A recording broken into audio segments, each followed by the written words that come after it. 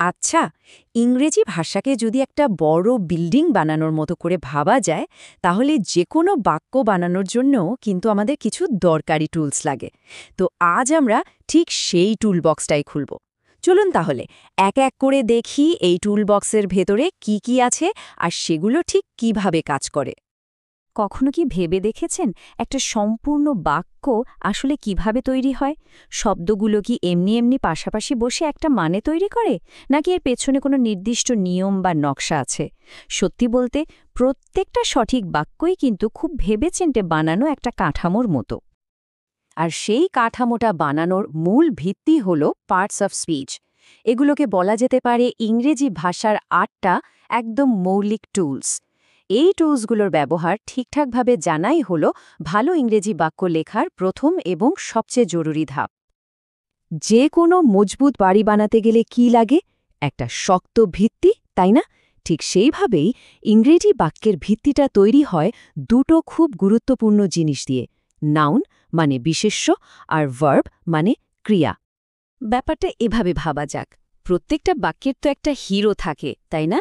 Noun হলো ঠিক সেই হিরোটা, মানে কে বা কি, যার সম্পর্কে কথাটা বলা হচ্ছে। আর ভার্ব হলো সেই হিরোর কাজটা, সে কি করছে বা তার অবস্থাটা ঠিক কেমন। সত্যি বলতে এই দুটো ছাড়া একটা বাক্য দাঁড়াতেই পারে না। এরা হলো একদম ফাউন্ডেশনের মতো। যেমন ধরুন এই বাক্যটা, এখানে ক্যাট বা বিড়ালটা হলো নাউন। পুরো বাক্যটা কিন্তু এই বিড়ালটাকে নিয়েই। বলা যায় এটাই আমাদের বাক্যের মূল চরিত্র। বেশ, তো বিড়ালটা কি করছে? সে বসে আছে। এই সিটস বা বসে থাকার শব্দটাই হলো ভার্ব। এটা বাক্যের অ্যাকশন বা কাজটাকে দেখিয়ে দিচ্ছে। ব্যাস, আমাদের ভিত্তি কিন্তু তৈরি। তো ফাউন্ডেশন তো রেডি, এবার বাড়িটাকে একটু সাজানো যাক, কি বলেন? অ্যাডজেক্টিভ আর অ্যাডভার্ব হলো সেই দুটো টুলস যেগুলো আমাদের সাদামাটা বাক্যকে আরও অনেক বেশি রঙিন আর বিস্তারিত করে তোলে। এদের দুজনের কাজ কিন্তু খুব মজার। অ্যাডজেক্টিভের একমাত্র কাজ হলো নাউন বা প্রোনাউনকে সাজানো, মানে জিনিসটা দেখতে কেমন বা সংখ্যায় কতগুলো। আর অ্যাডভার্ব কি করে? সে বর্ণনা করে কাজটা কিভাবে হচ্ছে, মানে সে ভার্বকে আরও বিস্তারিতভাবে তুলে ধরে। চলুন আমাদের সেই আগের সহজ বাক্যটাতেই ফিরে যাই। বিড়ালটি ঘুমায়। একদম সরল একটা বাক্য, তাই না? এবার দেখুন এটাকে কিভাবে আরও সুন্দর করে তোলা যায়। প্রথমেই আমরা একটা অ্যাডজেক্টিভ যোগ করলাম, ব্ল্যাক। আর সাথে সাথেই কিন্তু আমরা বিড়ালটা সম্পর্কে একটা নতুন তথ্য পেলাম। এটা এখন আর যে কোনো বিড়াল নয়, এটা একটা কালো বিড়াল। দেখুন, একটা মাত্র শব্দ আর বাক্যটা কতখানি স্পষ্ট হয়ে গেল।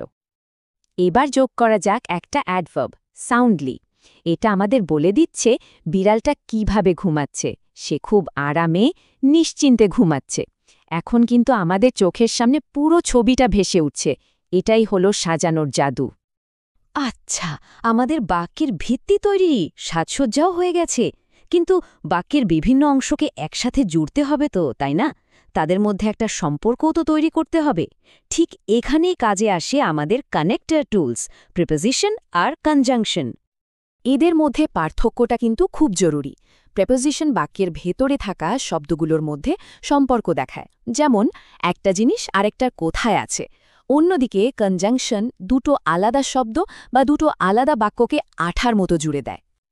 ধরুন আমাদের কাছে দুটো জিনিস আছে, একটা বিড়াল আর একটা বাক্স।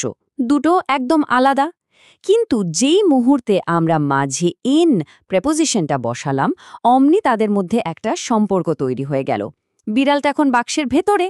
কি সহজ, তাই না? আর এখানে দেখুন, দ্য ক্যাট স্লিপস, এটা একটা পুরো বাক্য।